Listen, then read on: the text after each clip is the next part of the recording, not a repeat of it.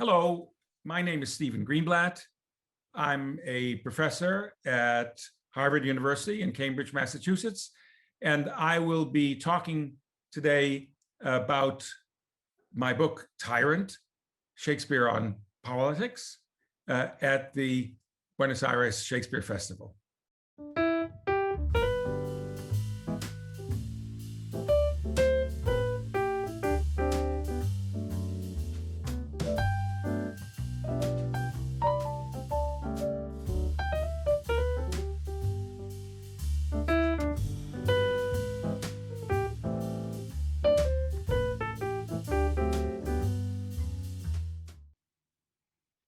Professor Greenblatt, thank you very much for sharing your time with us.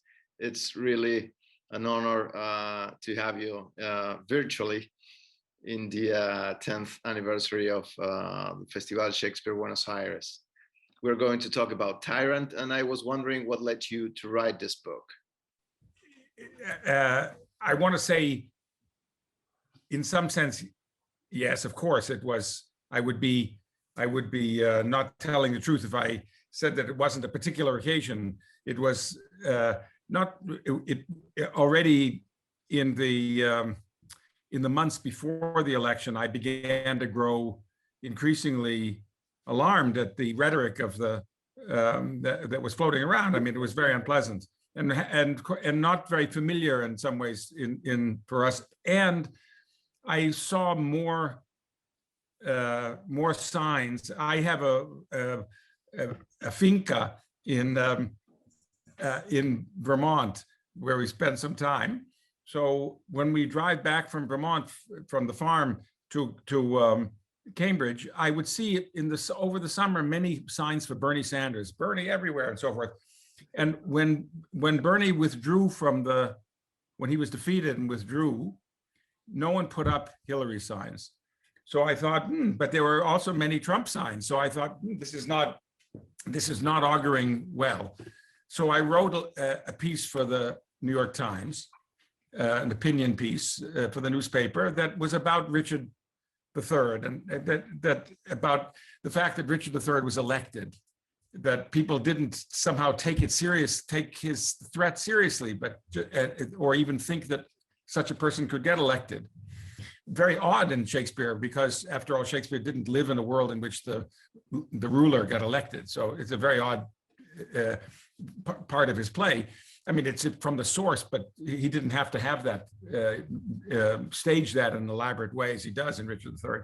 Anyway, I sent it to the New York Times. This would have been in August, before our elections are in November. And the New York Times said, no, they weren't interested in publishing it because they thought the election was decided already virtually, that there was no chance that Trump would win, that Hillary was going to win.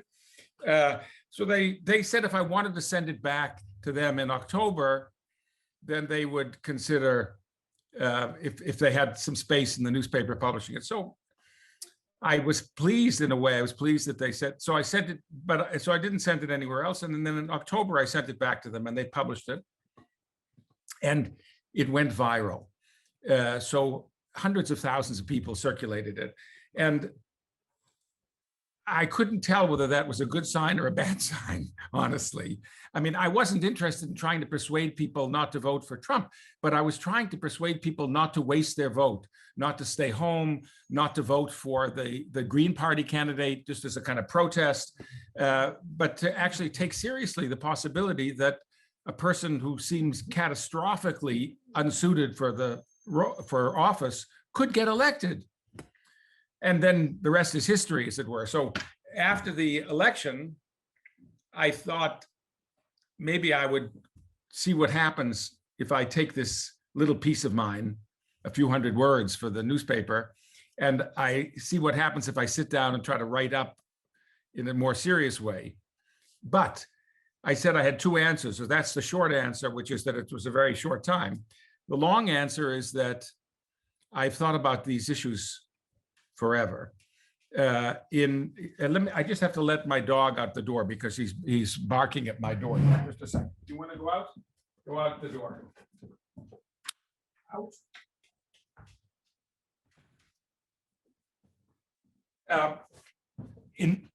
in 1985, 86, I can't remember anymore, I went to Weimar in East Germany at the time it was the GDR, the Deutsche Demokratische Republik, the communist East Germany, to give a lecture at the Shakespeare Tage in Weimar.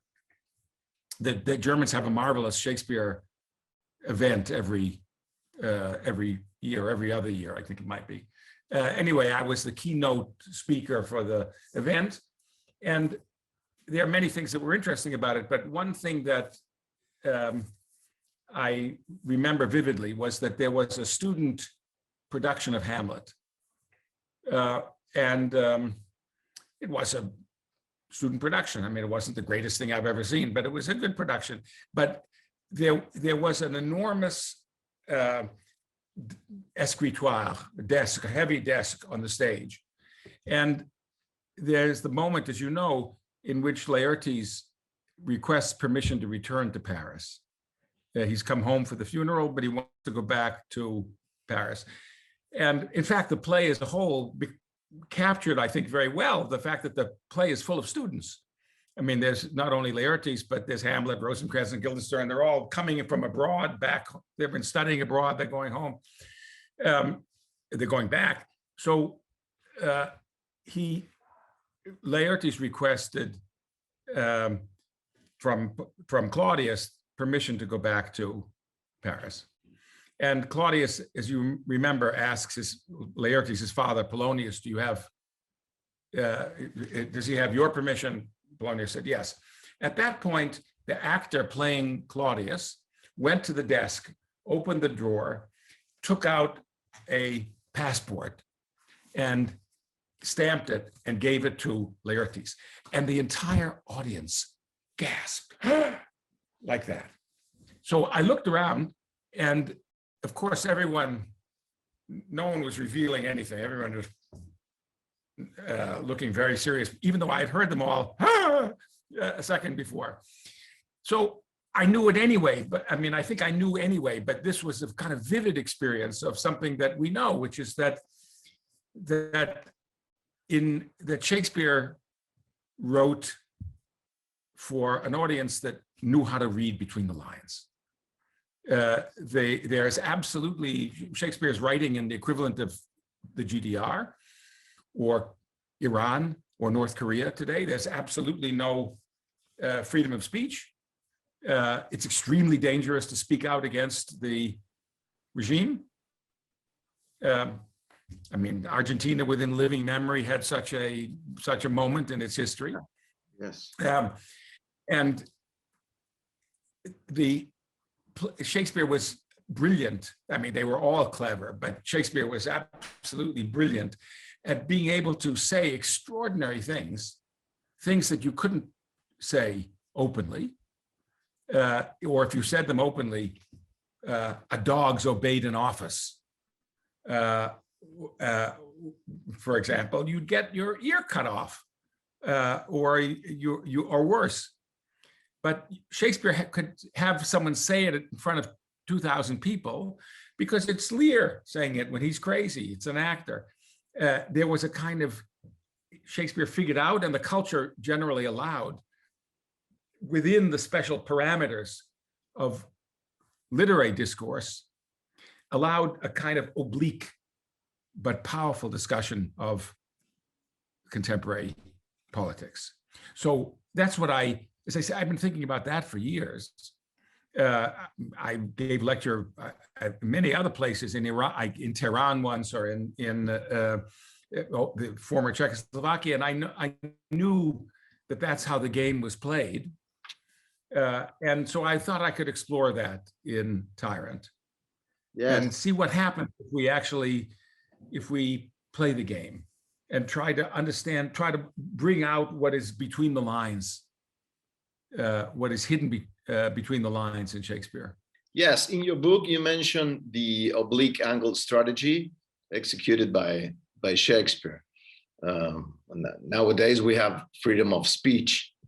We don't need the obliquity. If I want to say anything about the existing regime nothing's going to happen to me. I mean, that I might get nasty emails, but that I mean, it doesn't matter. We're not, fortunately, we're not living in regimes that cut your hands off or pull your tongue out if you say something against the regime. So the question is, what is the interest? What is the value added, if there is any value added? If I wanted to write a book fulminating against Donald Trump, I could have written such a book. That's not the issue.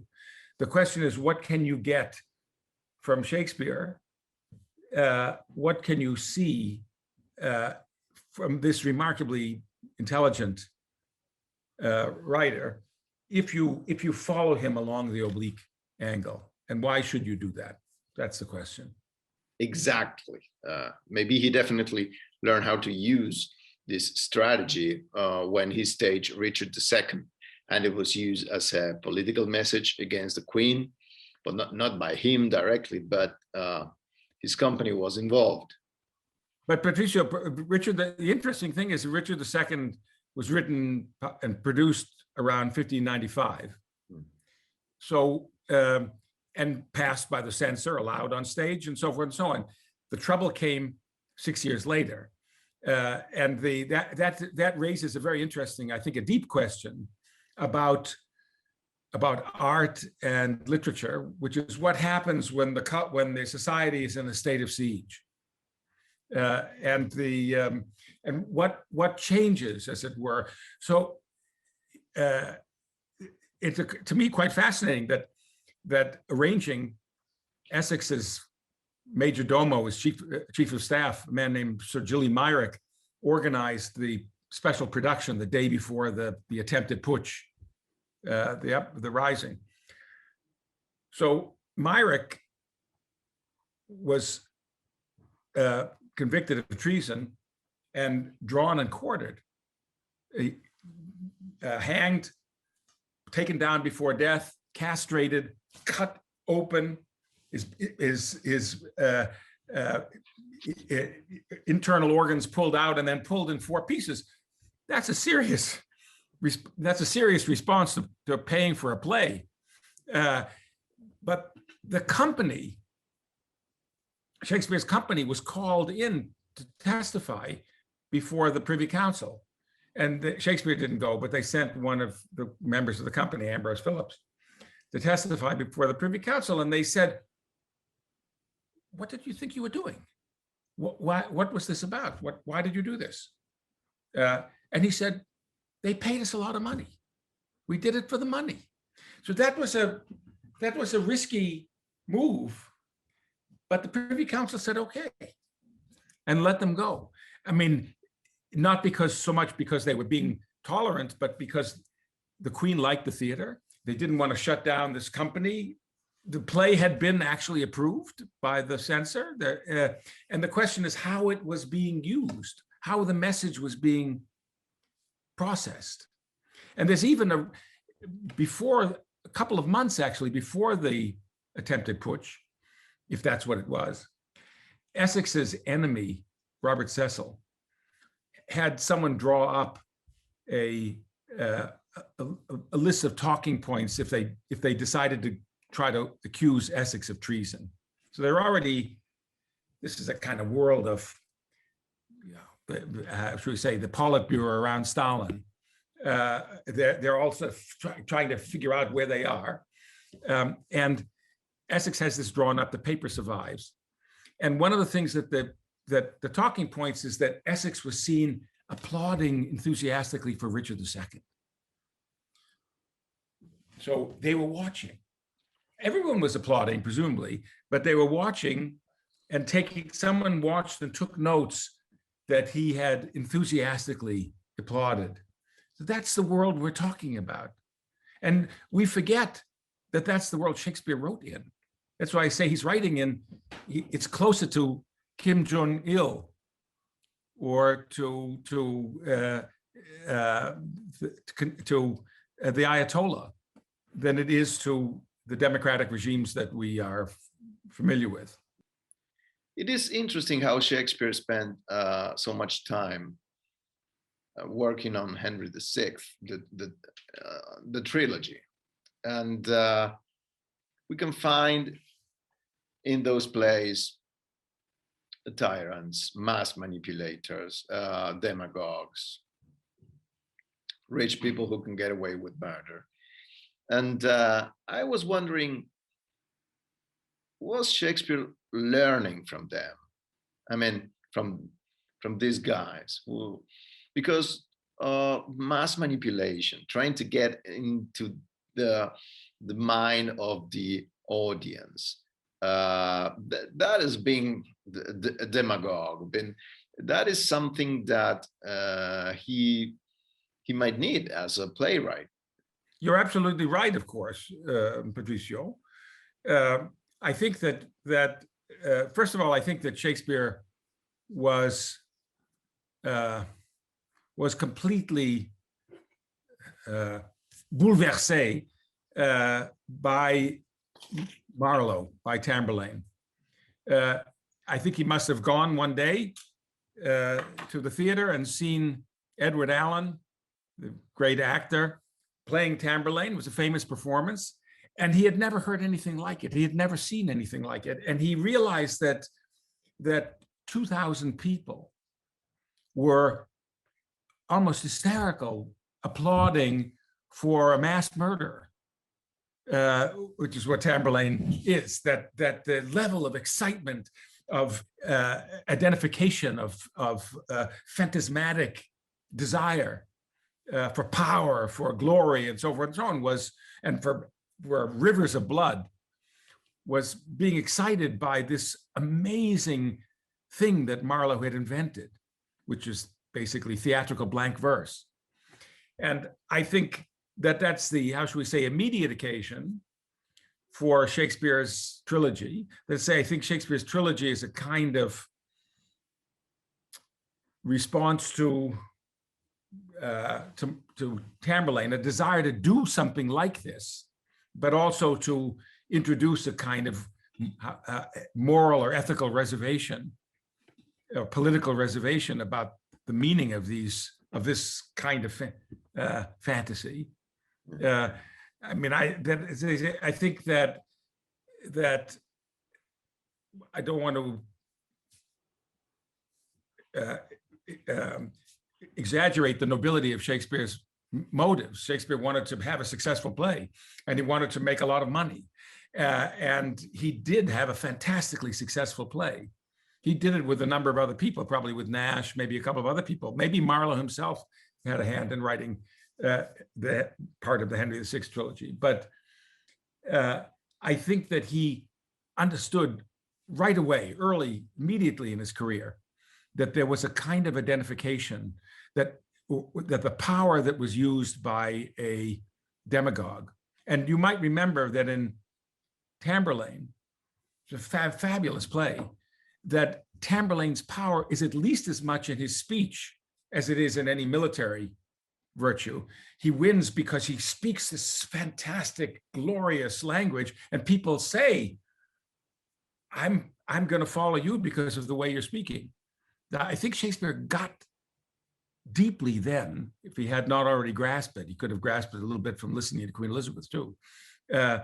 He got that power is bound up with performance that is essentially theatrical performance. And I think he explored that phenomenon throughout his life, but I think he explores it in a powerful initial way in the Henry VI trilogy, and then he takes off with the figure of Richard III. But it's not the last time that he thinks about it. And I think, to pick up something that you said, I think actually as he goes along in his career, he worries more and more about the power that he possesses. He loves the power. He takes enormous pleasure in it. And why shouldn't he take pleasure in it? He has the most incredible theatrical power of anyone in our literary tradition. And yet he actually, I think, begins to probe what its implications are, what he can do. He probes it through a character like Antony and Antony and Cleopatra, in Julius Caesar, in the famous speech over the body of the murdered Caesar. He explores it in a different way in Iago, who's also a kind of playwright in Othello.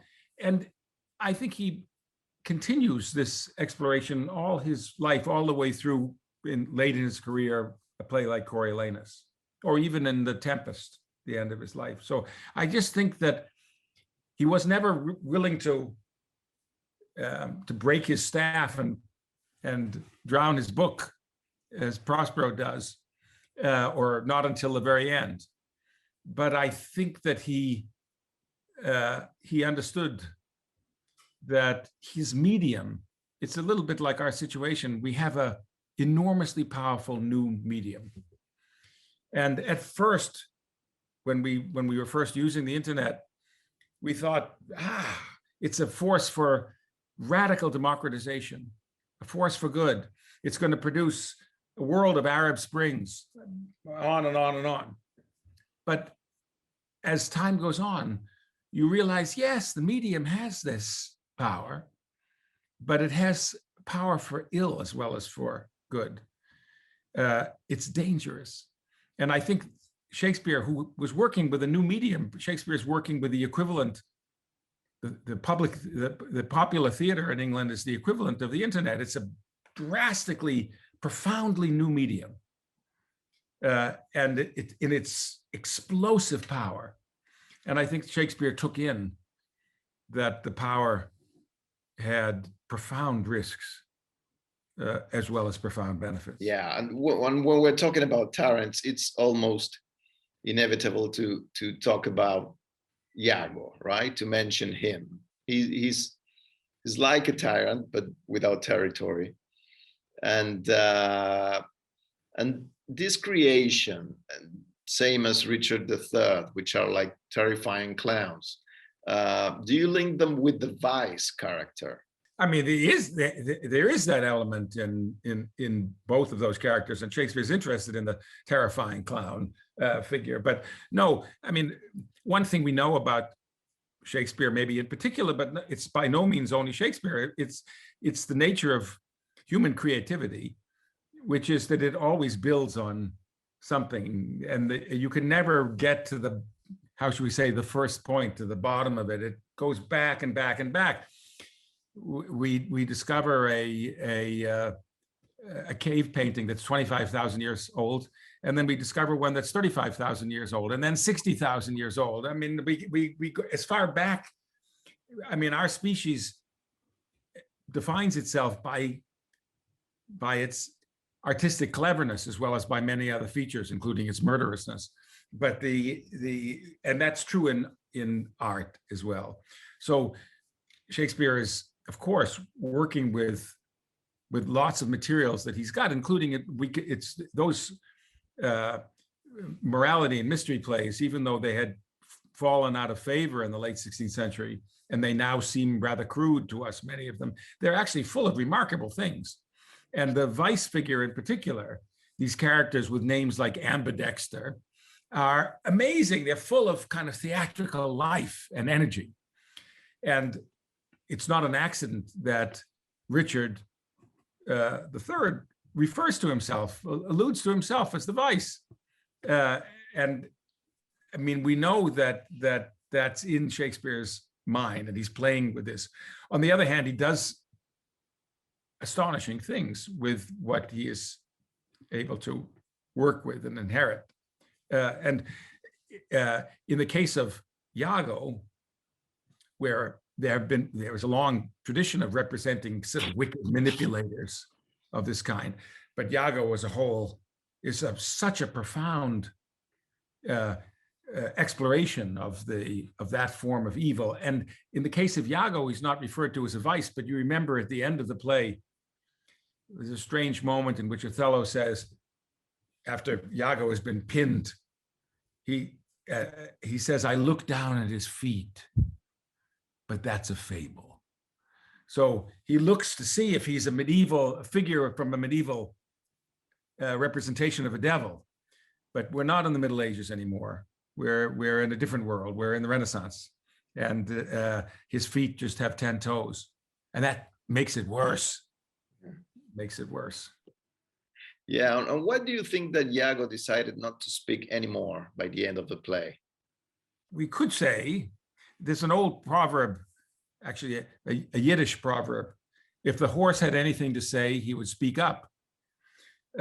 So maybe he really doesn't have anything to say at this point, that he has no words to explain to himself, let alone to anyone else. What finally was motivating this? I mean, we know that he says at the beginning that very clearly that it originates in what Nietzsche calls ressentiment. He's been passed over, and it's poisoning him that he's been passed over. I mean, and he's like a, how shall we say, Patricio, he's like a narcissistic politician who's lost an election and refuses to accept that he's lost it, and is willing to bring down everything because he's so filled with rage and resentment. He doesn't care that he's destroying the very thing that he himself depended upon for his position. And in the case of Iago, he actually, after all, gets what he wants, which was to be what he says he had wanted, which was to be appointed Othello's lieutenant after he succeeded in entrapping and getting Cato to be demoted. He doesn't. It's suicidal to continue this way, but he continues because the ressentiment is so deep, is so hungry, so bottomless in its rage that he's willing to destroy himself to get the satisfaction of destruction. Well, in Tyrant, your book, you say that there is a, let me quote you, there is a significant relationship between the lust for tyrannical power and a damaged psychosexual life. Can you explain why? I mean, Patricio, I don't know what to think about Shakespeare, these theories insofar as Shakespeare floats them. Shakespeare seems to think that the personality of the tyrant has something to do with his mother, with the way he was raised. It's in Richard III. It's in Coriolanus. So he seems to think that it's something that could be a factor, and he psychologically, and he thinks it has something to do with as you said, as I say, with his sexual life. Do we think this is the case? I don't know. I mean, some days I'm a good Freudian, and some days I'm not a good Freudian. I mean that Shakespeare seems to have thought so. Shakespeare represents Richard III as someone with a catastrophic relation to his own body, because he's been rejected, not only by, he's been despised because of his back, not only by the women in his world and so forth, but already by his mother. And that Shakespeare goes out of his way to suggest that. And he keeps coming back to this idea that there's something twisted in the psychology. Doesn't insist upon it constantly, but he repeatedly comes back, and then he explores it at length in Coriolanus, that there's something in the mother-son dyad that is potentially damaging. Yes. Yeah, and it also produces, Patricio, at least I think Shakespeare thinks it produces, a certain desire to get into your head, as if he hadn't been adequately, in the case of Richard, as if his mother hadn't fully taken him in ever, and he's just spends his life trying to burrow in to everyone's mind. So you have to hear his voice constantly. I think this is again a characteristic of certain kind of autocratic regimes. You hear Hitler's voice absolutely everywhere and constantly. You hear Stalin's voice absolutely everywhere and constantly. It's broadcast over and over and over again. And we just had 4 years of this kind of assault, of where you just can't get it out of your head. And Shakespeare is interested in how that he's interested as a playwright and how that works, because of course he wants to get into your head. Let me tell you something. We have to give him some credit because 400 years after he's dead, we're still talking about him, right? Yeah, of course. Yeah. Yeah, and why do you think, as you mentioned in your book, that some of the dangerous qualities found in a tyrant may be useful? Well, in the case of, I mean, Shakespeare, in the case of Coriolanus and Macbeth, so is interested in a kind of military valor, courage, a willingness to be wounded, to take to run risks, to take danger. So one version of that, and that's true actually in the Henry VI plays, really about Richard II as well, about Gloucester before he becomes king, which is he's depicted as being ferocious on the battlefield. So a certain kind of aggressiveness, let's put it that way. These qualities, I went once when I wrote a book some years ago about the story of Adam and Eve. And in the course of writing this book about the Ur story of the Jewish and Christian and Muslim traditions, I wanted to watch chimpanzees in the wild, because that's our, how should we say, secular origin story. And I have a friend who runs a chimpanzee station, a scientific station in Western Uganda. So I went and spent some time watching chimpanzees in the wild. And they're terrifying, really. But the alpha male, the one who rises to the top of this hierarchy, is just an unbelievably aggressive figure. So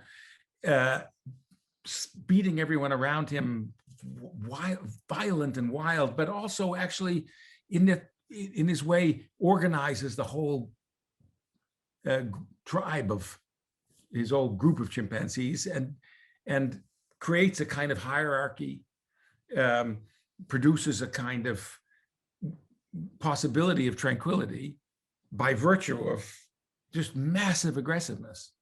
So I imagine, Shakespeare doesn't represent it in this form, but I do imagine that part of our evolutionary heritage is a certain kind of testosterone-driven masculinity that must have had its evolutionary benefits in the kind of primates that we are, but also has its very deep problems and dangers.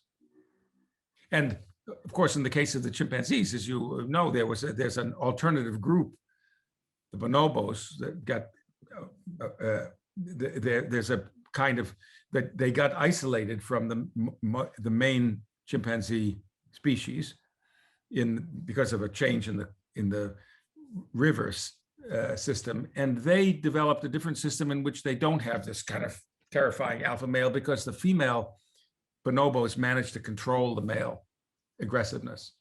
Yeah, so they have a much better, from our perspective, a much calmer, more viable order of things. But anyway, we're off the subject of Shakespeare. He didn't know about chimpanzees. Yeah, well, in Tyrant, your book, you describe all these monsters and the way they behave. But there's a space for a hero, an anonymous hero in Lear. Can you tell us a little bit more about that? Yes, one of the most remarkable characters in all of Shakespeare is someone whose name we never learn, and who doesn't count, as it were, in the social hierarchy. As you know, in the Renaissance, if you fell below the line of the gentry, if you were just one of the servants, you were virtually anonymous. There's that strange moment at the beginning of Much Ado About Nothing, in which they're coming back from battle, and they ask, how did they go in the battle? And they said, well, not too many losses and only a few of name. So the rest of the people are just shoveled into a pit. I mean, then no one's keeping track of their names. But in the case of King Lear, there's, as you know, there's a scene of torture, monstrous scene, but torture of someone who has actually committed treason. That is to say, the ruler of that part of the kingdom, Cornwall, has reason to believe that Gloucester, the Earl of Gloucester, has collaborated with a foreign army, which is true. We know that it's true. And that in Shakespeare's time, this is early Jacobean England, early 17th century, first of all, manifestly treason, but secondly, manifestly a treasonable offense that would lead to torture. So there's nothing surprising for that audience about, and I'm sorry to say, in recent years in Argentina and in recent years in the United States, we know that that is the way regimes of the kind that we know, alas, will also behave. So you get this extraordinary moment in which Gloucester is bound to a chair, and in which which Cornwall, Duke of Cornwall, is himself, this wouldn't have been what was done in the early 17th century, but is himself doing the torturing, namely blinding, ripping out Cornwall's eyes, monstrous event. And out of nowhere, a servant comes and says, "Hold your hand, my lord, hold your hand." And it's one of Cornwall's servants, not one of Gloucester's servants. They're in Gloucester's house, but this is one of Cornwall's servants who's come as part of the retinue. He says, I've served you all my life, but never better service have I done you than now to tell you to hold. And Cornwall says, "How now, you dog?"